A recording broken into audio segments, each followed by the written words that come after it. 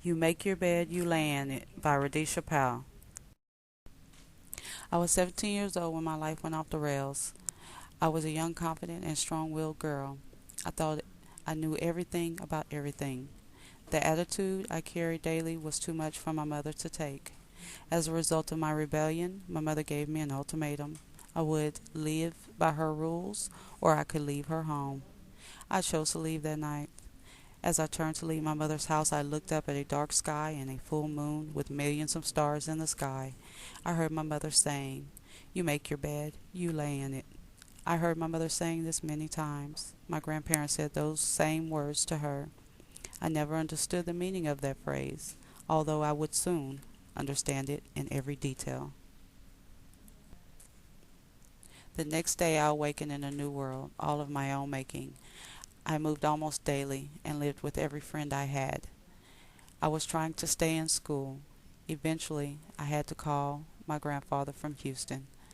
I explained what happened between me and my mother.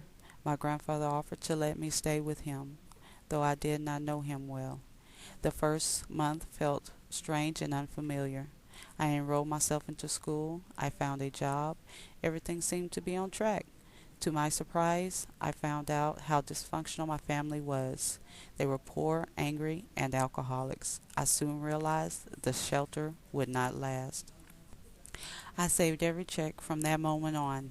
I did without necessities. I began to ask others for their wisdom. People helped to open doors for me. I obtained an apartment and eventually a car.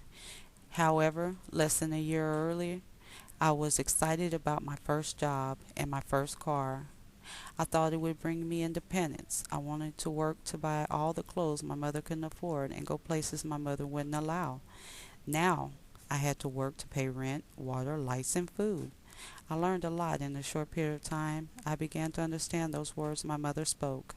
I realized I had rules to follow and that every action has a consequence.